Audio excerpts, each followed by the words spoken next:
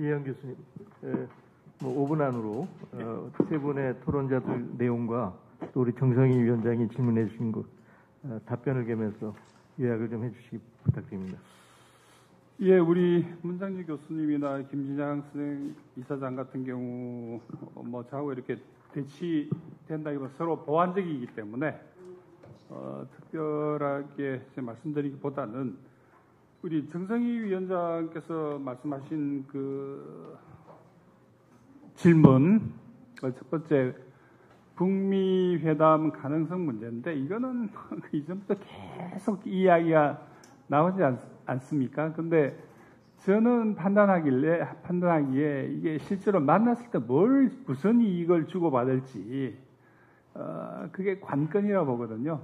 그래서 보자면 과거에 트럼프 1기하고 트럼프 2기의 가장 중요한 그 어떤 구조적인 차이가 뭐냐면 그 사이에 우크라이나 전쟁을 둘러싼 세계 신질서의 어떤 그 다국화라고 할까요? 다국화 질서의 형성, 그리고 안착, 그 다음에 이 가속화 속에서 트럼프 1기와 트럼프 2기의 어떤 가장 결정적인 차이는 한반도 문제와 관련해서 과거에 트럼프 1기 때만 하더라도 비핵화하고 체제 보장 플러스 경제 협력, 경제 지원 뭐라 불러도 좋을 것 같은데 이 서로 교환된 구조였는데 트럼프 2기의 그 새로운 세계 질서 속에서의 이 협상의 구도 자체가 질적으로 달라졌다는 거죠.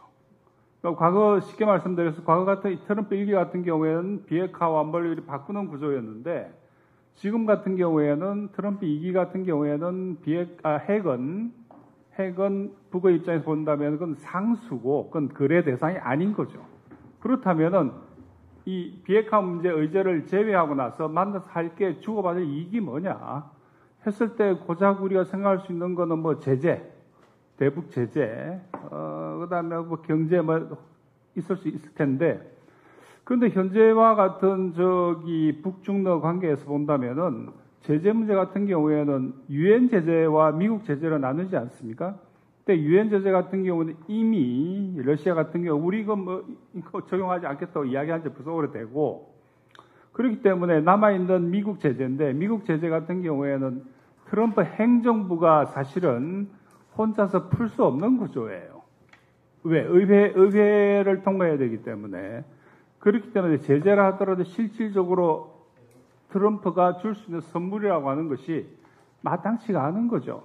그리고 북한 입장에서 본다고 한다면 굳이 제재를 미국한테 뭘 의탁해서 풀기보다는 새로운 다국화 질서 속에서 새로운 기회의 창이 열렸기 때문에 그건 역시 뭐 관건적으로 굳이 만나서 뭘 해야 될 그거라기보다는 다국 질서 속에서 SCO라든지 그다음에 러시아가 주도하고 있는 EU라든지 이런 틀을 통해서 이런 다자 틀을 통해서도 새롭게 시도할 수 있는 그런 조건이기 때문에 현재 이런 정치 경제적 혹은 지정학적 지경학적 구조에서 볼 때 만나서 할 일이 뭐냐 양 정상이 그 부분에서 트럼프 1기와 트럼프 2기의 결정적인 차이가 있지 않을까 하는 그런 생각을 해보고요. 그 다음에 미국 국내 정치적으로 국내 정치로 볼 때 트럼프 같은 경우에는 이른바 네오콘을 청산한 것처럼 보이다 실내용 그렇지 않잖아요.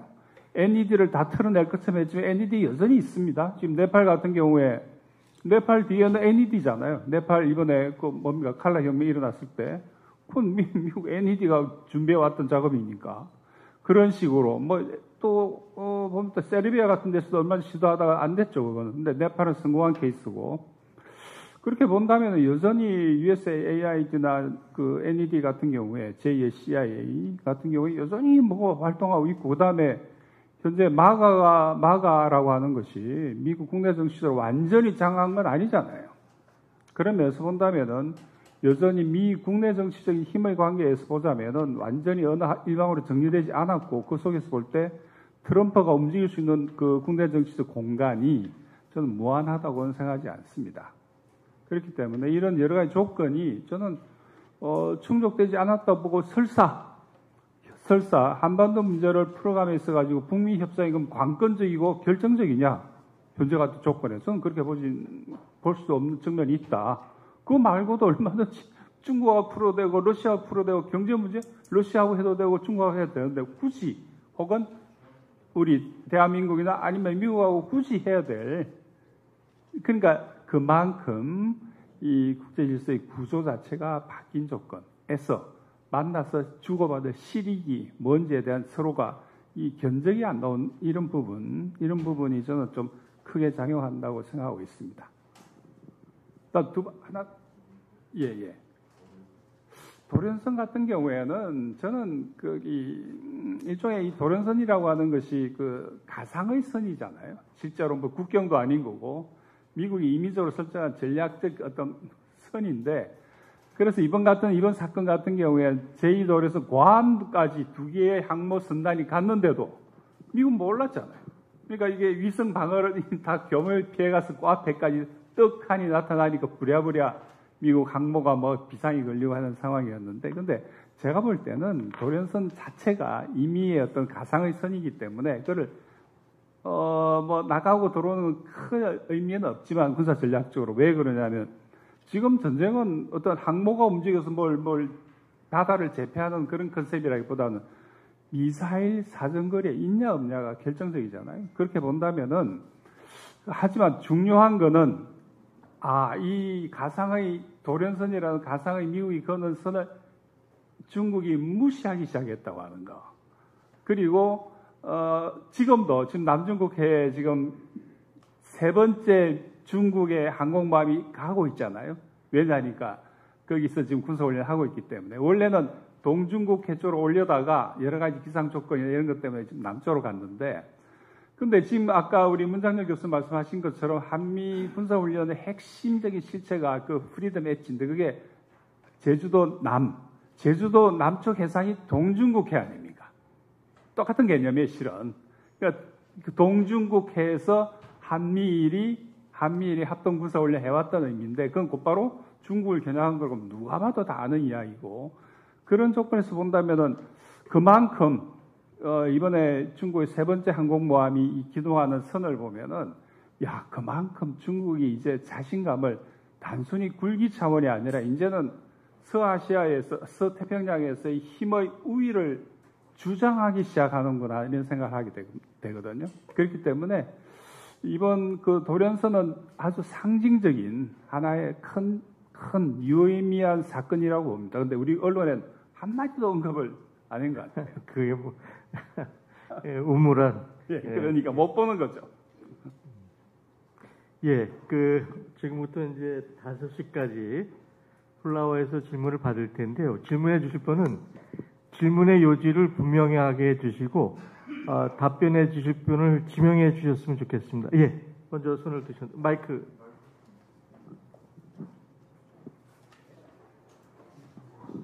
네, 저는 국회 출입 기자를 하고 있는 송봉훈 기자이거든요. 오늘 진짜 멋진 강의들 들어서 대단히 흐뭇합니다. 그다음 특히나 오늘 제가 인사를 못 드리는데 김준현 의원님이 참 바른 소리를 많이 하셔서 기대 걸고 왔는데 안 보이네요. 우리 이행 교수님이나 문장열 교수님에게 두 분에게 말씀드리겠습니다. 아마 12월 3일부터요. 6월 4일까지는 제가 송봉훈 기자인데 제가 기자 생활을 하기 전에는 부산의과대학 동아대학 연구과 교수를 했습니다. 참 조마조마했습니다. 누가 이 한반도를 지켜주는가? 흑인 대장인 제2비의 브론슨 대장이라는 거예요. 제가 그 전에 흑인 대장 2분 좀 아는데요. 콜린 파월이나 빈센 브룩스를 개인적으로 잘 압니다. 이 한반도를 이 흑인들, 제가 어려서는 흑인 좋게 생각 안 했어요. 이분들이 우리 한반도를 지켜주는데 은인이 따로 없구나. 그래서 문장열 교수님 이제 질문이 전작권 대단히 중요합니다. 이런 교수님 제가 몰라서 아닙니다. 전작권을 이 6개월에 송봉훈이나 문장열 교수나 이행 교수님이 그래도 마음 놓고 참 잘 수 있도록 해주는 이 동안에 전작권을 크게 고심하셨는가? 우리가 받은 게 좋은가? 내 생각은 아니다. 어떻게 하는가? 두 부분에 좀 명철한 현답을 바랍니다. 감사합니다. 예, 이 답변은 아무래도 문장열 교수님 답변하셔야 되겠죠. 예, 문 교수님. 네, 질문 감사드립니다. 전자권은 우리가 뭐 주권 차원에서 받아야 된다. 이런 얘기는 아주 기본이고요. 전자권을 받을 능력이 있느냐, 이게 현실적으로 중요합니다. 근데 우리 군대는 이제 북한이 핵무장한 뒤로 두 가지를 생각할 수밖에 없는데, 하나는 북한의 핵 무력 이거죠. 이것은 제가 말씀드렸다시피 정치 외교적으로 풀 수밖에 없는 거예요. 두 번째, 재래식 전력. 거기는 첨단 무기도 많이 들어있죠. 이 능력은 지금 많은 사람들이 뭐 거의 상식적으로 알고 있는 것이 우리 남한이 북한에 비해서 압도적으로 우위에 있다라고 하는 거예요. 이것은 어제 오늘의 얘기가 아니라 우리 국방부가 국방백서를 처음 발행한 게 1988년으로 알고 있어요. 제가 88년 원본을 구하지 못했는데 89년도 1년 후에 국방백서에 보면은 한국에 88년이면 벌써 몇 년 전입니까? 무려 한 30 몇 년 전이죠. 40년 전이죠. 그때 이미 국방부의 판단이 한국의 전쟁 수행 능력, 워 포텐셜이라고 그러죠.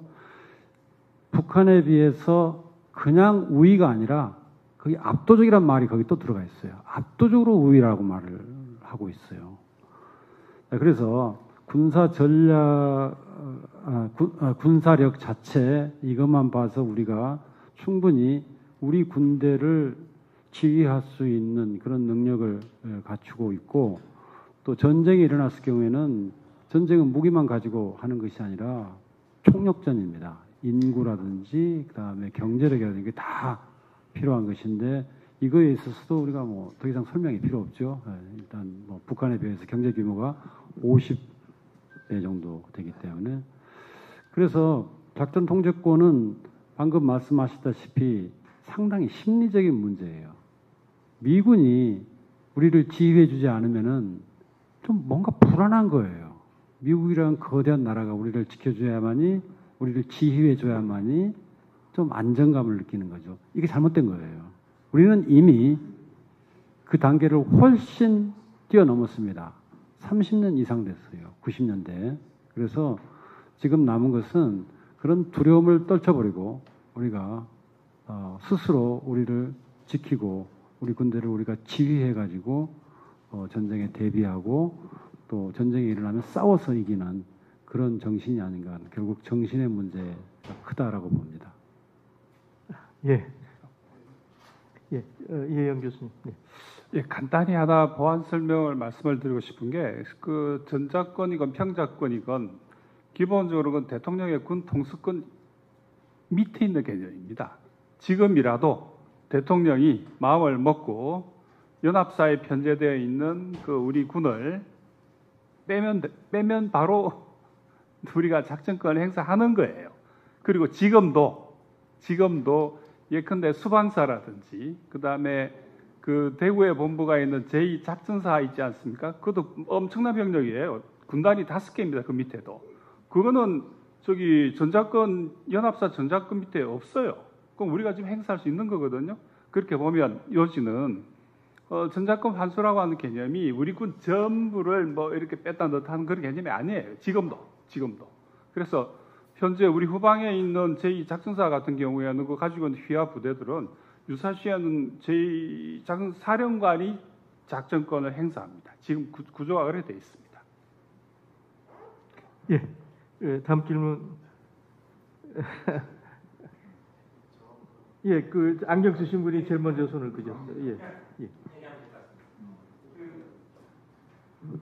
이행 교수님 답변 부탁드리겠는데, 대만 유사시를 포기한 걸까? 이렇게 말씀하셨는데, 실제로 포기한 건지 아니면 포기하는 것처럼 쇼를 하는 건지, 그리고 아울러서 만약 포기했다면 제국주의가 이런 경우는 없으니까 이렇게 포기한 이유는 뭔지, 쇼를 하고 있다면 쇼를 하는 이유는 뭔지에 대해서 말씀 부탁드리겠습니다. 현재로서 정확하게는 일단 국방장관, 전쟁부 장관이죠. 이름 바뀌었으니 테이블 위에 올라가 있다라고 미국 쪽에서 보도가 나와 있고 내용은 아까 말씀드린 그런 건데 이게 그러면은 진짜로 그럼 대만 유사를 포기한 개념이냐? 대만 유사를 포기하면 아까 뭐 제주도 나오고 동중계 나오고 이 개념들이 다 달라져야 되는 거거든요. 그게 가능하냐? 그러면은 진정한 의미에서 바이든 정권과 트럼프 정부의 어떤 단절인데 사실은 일면은 맞는 게 트럼프 정부는 아직까지 자기 국방 개념이 없어요. 이제 만든 거죠. 근데 이게 만일 대통령 결재까지 되면은 바뀌는 겁니다.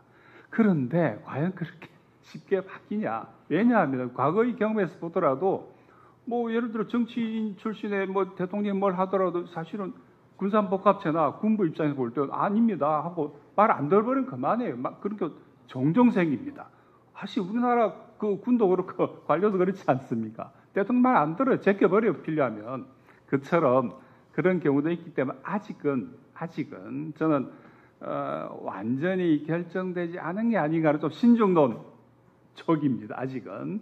그런데 뭐 어쨌든 10월이나 10월달 안에 확정이 될 거고 그건 확실합니다. 그렇지만 바이든 정부 때도 자기 예를 들어 아까 말씀드린 그 핵무기 사용 지침을 바꾸듯이 신지침으로 미국도 얼마든지 바꿀 수 있는 거죠. 트럼프 정부도 어쨌든 그 개념이 바뀌는 순간 현재 우리가 알고 있는 이런 여러 가지 전쟁 위기라든가 우리도 재구성해야 됩니다. 재평가해야 되고 보통 문제가 아닌 거죠. 근데 아직까지 우리 언론에서 크게 뭐 관심이 없어 보이는데 우리라도 아주 정말 예의주시해야 될 대목이 그게 있다고 저는 보고 있습니다. 예, 이 질문에 대해서 김진양 교수님이나 문 교수님 오케이.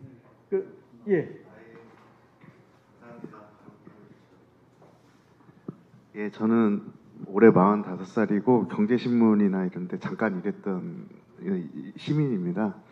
저는 군대를 이제 해병대를 나왔고 병으로 2년간 복무했는데 뭐 전작권 아까 말씀하시고 이런 것에 대해서 자주 국방을 확립하고 있는 데 굉장히 공감하고 훌륭한 취지라고 생각합니다.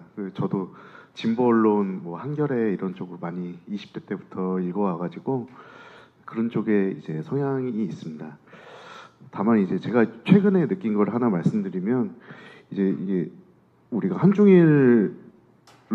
한미일로 이렇게 구성된 이 안보 환경이 사실은 굉장히 실질적으로 국방비도 절감할 수 있고 중국과 러시아 그런 강대국 사실 일본도 우리와 협력 관계지 친구이기도 하지만 적이기도 한 이런 상태에서 국방비도 절감하고 그리고 중국이라는 거대한 그런 중국 러시아를 거대한 환경에서 좀 묘한 균형을 이뤄나갈 수 있는 우리 스스로를 지켜나갈 수 있는 어떤 그런 절묘한 어떤 그런 선택이라고도 생각하게 됐어요. 왜냐하면은 역사를 보면은 사실은 딱 잘라서 말씀드리면 역사를 보면은 우리나라가 만약에 전작권을 회수하고 독립된 것다라고 생각하고 미국이 떨어져 나갔다고 생각하면 당장은 좋고 우리나라 자주국방을 확립하지만은 일본하고 중국하고 러시아하고 지금은 관계가 굉장히 좋죠. 우리나라가 동양 문화권이기 때문에 서로 통하는 것이 있고 그렇지만 만약에 관계가 악화되고 중국이 나중에 뭐 트럼프가 사실 그렇지 않습니까? 관세 협상에서 자기 목소리를 마음껏 내는데 우리나라가 실무 협상진이 쫓아다니면서 외국에 쫓아다니면서 이렇게 하잖아요. 중국이란 나라가 언제 조금 안타까운 얘기지만 그런 발언이나 제스처를 취했을 때 우리나라가 과연 할 수 있을까? 질문의 요지는 확실하게 박혀있는데요. 전작권이나 이런 것들, 자주국방의 이런 것들은 취지는 굉장히 공감하지만은 지금의 어떤 그런 안보 환경에서 굉장히 그런 현실적인 냉정한 그런 판단도 중요하다고 생각합니다. 이 문제 우선 정성희 위원장님이 답변해 주시고 나중에 문 교수님이나 김 교수님이 좀 보완해 주시길 바랍니다. 그런 우려를 할 수 있습니다. 할 수 있는데 제가 아까 우리 국민들의 자주역량, 정부의 규정 외교, 그리고 대북 정책의 독자성, 평화협력의 회복 이걸 많이 강조하지 않았습니까? 그래서 제가 말씀드린 이것이 되면은 이것이 지렛대가 됩니다. 그래서 자주서에 기초해서 균형 외교가 된다 이 말입니다. 지금은 미국이나 중국이나 어느 일방의 한반도 영향이 되지 않는 향후 5년 내지 10년 안에 균형 상태가 있기 때문에 이 공간에서 우리 힘만 잘 키우면은 주변에 균형을 활용해서 우리가 세계 중심국가 지금 한 10개 정도 이렇게 꼽는다면 거기에도 반열에 올라가면서 안으로는 복지 개혁 정책을 잘해서 골고루 잘 사는 나라 만들 수가 있고, 중국 아까 이제 미국과 똑같은 시각에 지금 미중 패권 경쟁이라 이런 표현을 쓰긴 하는데 중국하고 미국은 분명히 다릅니다. 이건 자본주의 최고 형태로서의 제국주의 대외 정책이나 대내 정책이라, 중국은 사회주의 원칙을 견지하면서 경제 발전을 위해서 시장 경제를 활용한 이런 체계이기 때문에 꼭 똑같이 취급하기는 어렵다. 거기에다가 우리가 자주적인 힘이 있으면은 중국이 미국처럼 대국주의 노름을 하면은 충분히 막아낼 수가 있다. 우리 고구려 때 그렇게 하지 않았습니까? 고구려 때. 예, 정 위원장님 됐고요. 우리 어이, 열받으려고 하는데. 진짜입니다. 열받아요. 성질 죽여라. 한미 동맹이 뭡니까? 동맹이 수탈 구조잖아요. 미국이 이걸 지켜줍니까? 진짜? 미국이 국익을 위해서 있는 것이지 진짜 우리 안보를 지켜준다고요? 동맹의 이름 속에서 80년간 수탈했습니다. 진짜 몰라서 묻는 거예요? 한미일 삼각 군사동맹 체제와 북중국가 만났습니다. 누가 죽습니까? 그 틀 프레임 자체가 한반도가 작살나는 프레임이잖아요. 우리는 남북을 중심축으로 미일 중나 육자 동북아 평화협력 구상을 계속 떠들어야죠. 우리가 여전히 분단 체제에 갇혀 있다는 생각이 듭니다. 진심으로. 전 이 정도만 할게요. 제가 사회자지만 답변하겠습니다. 그 한미일 군사동맹, 그 캠프 데이비드 3정상회담의 뿌리는 가츠라 테프트 미략입니다. 우리가 일제강점기한테 잡혀먹은 그 근본의 출발점이 가츠라 테프트인데 똑같은 것이 21세기 버전으로 나타난 겁니다. 중국의 위협은, 미국의 위협은 패권에 의해서는 전쟁 위기지만 중국이 우리한테 주는 위기는 분명히 위기가 있습니다. 중국이 우리한테 주는 그건 전쟁의 위기가 아니에요. 중국이 굴기하는 그 거대한 대국의 힘에 우리가 어떻게 대응하고 자주성을 지키느냐 하는 문제지 전쟁의 위기가 아닙니다. 그 두 개의 차이를 분명히 해주셨으면 좋겠습니다. 그 전에 우리 한성 선생님이 손을 드셨는데, 예. 새로운 흥미로운 개념 두 가지를 확인했는데요. 하나는 남북 종전 선언, 또 하나가 남북 군사 훈련.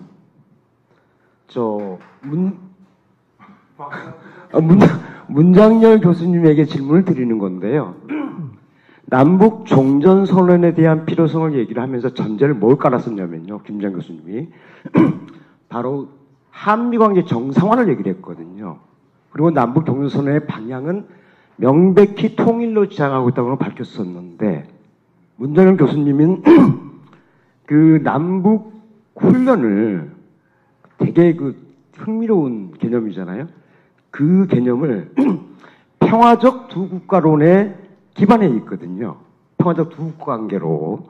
이것은 자칫 이른바 자주통일운동 진영에서도 일각에서 나오고 있는 이른바 한조수교론, 좀 심하게 표현하게 되면 영구분단론과 약간 연결해서 보이는데 답변 부탁드리겠습니다.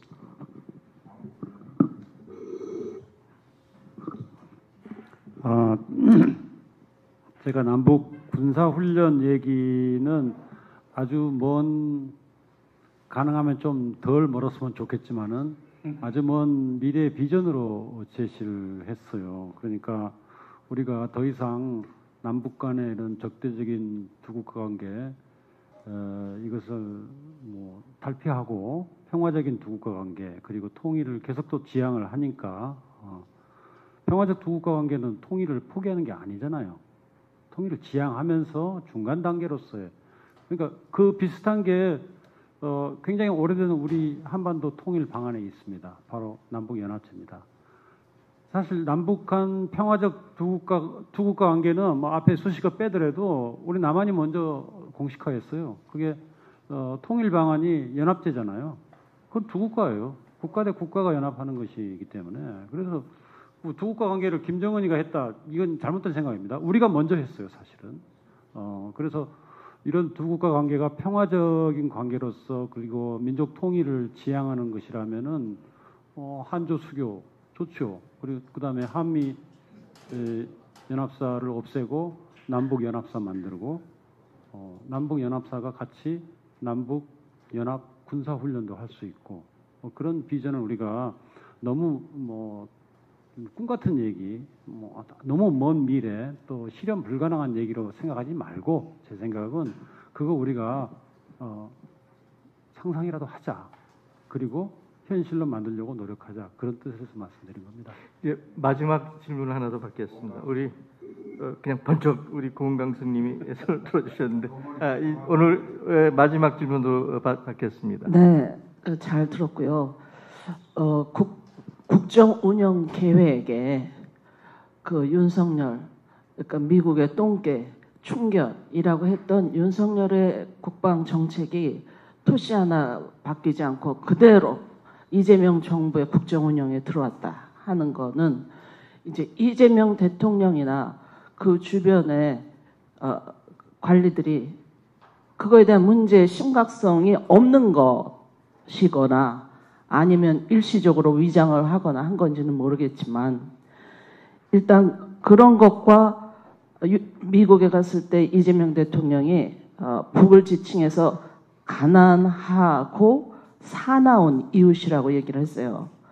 그게 북을 극도로 분노하게 했는데 그걸 알고 그 얘기를 했는지는 모르겠지만 일단은 이재명 대통령이 북에 대해서 아는 게 없다. 저는 그런 생각이 들었습니다. 그리고 100일 기자회견 때도 남북 관계에서 우리가 할 게 없다. 그래서 이제 트럼프한테 피스메이커가 돼달라고 얘기했던 것이고 그리고 그 이후에도 자기는 직접 남북 관계 개선을 위해서 할 게 없다고 진짜로 생각하는 것 같아요. 그래서 이런 것이 문제라고 저는 판단하고 우리가 자주적으로 싸우긴 싸웠더라도 우선 이 토론회가 영양가 있는 것이 되려면 주최 측이나 여기 계신 분들이 그 진보당 윤종호, 김전형, 정의당 이렇게 같이 해서 내부에서라도 이 국정 운영에 대한 몰라서 이렇게 한 것 같으니까 공부를 하는 시민과 함께라던가 그런 공부하는 모임이 있고 이것을 바로 잡으려고 하는 내부의 모임이 있어야 되겠다. 그리고 밖에서도 물론 시민들이 질문을 짧게. 네. 그래서 이재명 대통령의 그런 부족한 점에 대해서 지적해주는 그런 문제 제기를 바깥에서 기고든 뭐든 꾸준히 바깥에서 해주십사고 여러분들한테 요구드리고 주최 측도 그런 것들을 후속 작업을 부탁드립니다. 이 부분에 대해서는 우리 김진양 교수님이 굉장히 예민하고도 정확한 질문이기도 하고 어쨌든 이재명 정부 출범 100일 지난 이 시점에서 굉장히 예민한 문제인데 이건 김진양 교수님 잘 정리해서 좀 답변 부탁드리겠습니다. 이런 모임 자체가 그 일환이라고 저는 생각을 합니다. 고은광중 선생님의 지적은 매우 타당한 지적입니다. 그리고 현실을 정확히 보고 계십니다. 그냥 철학적 세계관이 그렇게 툭 나온 거겠죠. 그래서 많은 사람들이 걱정을 하고 있는 건데요. 이 자리에 계신 이혜영 교수님도 그렇고 문장희 교수님도 그렇고 많은 보고서들을 쓰고 많이 음으로 양으로 계속 보냅니다. 아까 제가 발표 때도 말씀드린 바와 같이 말입니다. 정부 구조에 있는 여러 사람 결국 이 정책은 사람이 합니다. 사람이 합니다. 그 사람들이 대단한 사람들이냐? 진짜 그렇지 않습니다. 오히려 많이 허접한 사람들도 적지 않습니다. 이재명 대통령이 실패하면 국민이 불행해지죠. 진심입니다. 실패하지 않도록 어떻게 그 구조를 만들어야 될지는 사실은 이혜영 교수님이나 정승희 교수님이나 홍 교수님이나 저는 다 똑같이 고민합니다. 이 이야기들이 계속 보고될 수 있도록 사실은 선별적으로 보더라도 계속. 근데 내란 사태 이후에 미국적 영향력이 엄청나게 커진 건 사실입니다. 12월 3일 국회가 땅땅땅 막았지만 밤새 그 민주당 의원들은 미국에 전화해서 여론전을 펼쳤던 게 사실이거든요. 한국 정치에 그만큼 깊숙이 개입해 있는 미국의 영향력 안에서 여전히 우리가 있다라는 것들. 그 속에서 현재의 안보실 구도라든가 인선들이 있었다고 저는 봅니다. 그렇다면은 더 질적 쇄신을 위해서라면은 이런 노력들이 전방위적으로 새롭게 인사혁신도 사실은 굉장히 필요한 문제인데 지금 당장은 어렵겠지만 함께 고민해야 될 문제라고 저는 봅니다. 네, 이상 정도 발언합니다. 예, 아니요. 이제 질문은 끊임없이 나올 거고요. 마지막으로 오늘 참석하신 토론자, 발제자 포함해서 우리 정성희 위원장님부터 마지막 클로징 멘트를 2분 정도 하는 겁니다. 자주운동에 모든 답이 있습니다. 근데 아까 이제 이재명 지지자들이 이재명 봐주기로 이 자주운동을 방해한다라고만 얘기했는데 우리 이 노동운동, 시민사회운동도 크게 반성해야 될 문제가 있습니다. 제가 민주노총 정책자문위원을 아직 맡고 있습니다. 민주노총 대변인 출신이고 이 임단투에는 굉장히 관심이 높습니다. 근데 지금 임단투를 포함해서 노동자의 민생을 누가 타격하고 있습니까? 트럼프가 하고 있지 않습니까? 청년 일자리를 다 빼앗아가고 국내 산업 공동화를 만들고 있지 않습니까? 그러면은 민생을 위하여 노동자의 생존권을 위해서 미국하고 싸워야 됩니다. 이 방송을 듣고 있는 우리 민주노총 조합원 동지들 반미 투쟁에 앞장서야 됩니다. 그리고 시민사회운동 90년대 초반부터 시민운동이 활성화됐습니다. 그때가 언제입니까? 동구권 무너지고 미국 일극 패권주의, 신자유주의 세계화 시대 때 한국 경제는 좀 중국 수출해서 잘 살게 됐을 때 적은 계획 운동하자는 운동이 오늘날의 시민단체들입니다. 지금 적은 계획만 해가지고 되겠습니까? 세계 질서가 전환되고 있습니다. 대전환기에는 거대 담론을 향해서 민족 자주를 위해서 그리고 평화와 통일을 위해서 싸워야 됩니다. 지금 시민단체들 정말 반미 투쟁에 함께 했으면 좋겠습니다. 자주연합과 함께. 탈미도 좋습니다. 덮어놓고 반미하자는 게 아닙니다. 미국의 횡포를 반대하자는 겁니다. 예, 정 위원장님. 예. 고맙습니다. 뭐 취임한 지 100일 정도밖에 안 됐으니 아직은 좀 더 뭐 종합적 평가하기 이르고요. 제가 받는 느낌은 일단 미국 쪽에 확실히 밀어주고 그 다음에 좀 균형을 잡으려고 하는 것 같아요. 그렇기 때문에 조금 더 지켜보면서 우리 대응을 고민해야 될 것 같은데 어쨌든 이런 자리가 굉장히 중요하다고 봅니다. 이런 목소리를 내야 돼요. 예를 들어 지금 통일부라도 평화공조라는 개념을 받아들이는 거는 그 자체 굉장히 진전된 거거든요. 없던 이야기였어요. 이전에. 그러니까 우리 같은 시민사회에서 계속 평화공조 이야기하니까 그게 정책화 되는 겁니다. 그래서 그냥 완전히 떨어져서 별개의 일이 과정으로 있는 게 아니라 이런 자리에서 계속 문제 있다 이런 건 아니다 이렇게 지적을 하고 그다음에 계속 필요하다면 압력을 넣어야죠. 그러면 조금씩 바뀔 거라 봅니다. 아직은. 예. 그런 생각을 하고 있습니다. 예, 고맙습니다. 우리 문 교수님. 네. 결국 인간의 행동은 인간의 사고에서 나오는 거 아니겠습니까? 어떤 인식을 가지고 있느냐에서 나오는 것인데 우리가 지금 인식을 그동안에 너무 잘못해왔다.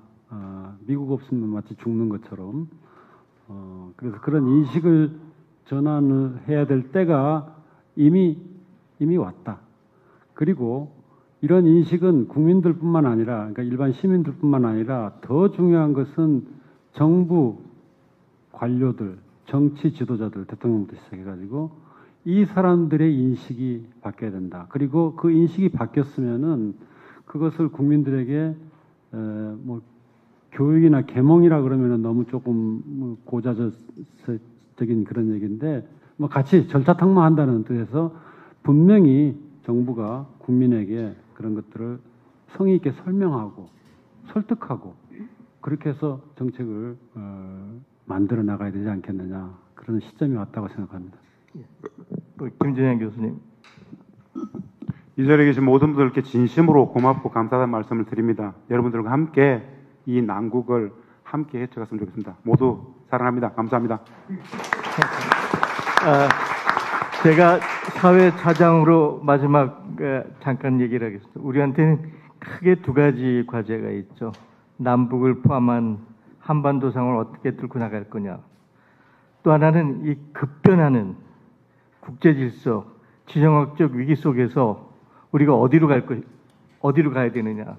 이 두 가지 질문인데 앞에 질문에서는 저는 연전에 돌아가신 정수일 박사님, 교수님 얘기가 기억이 납니다.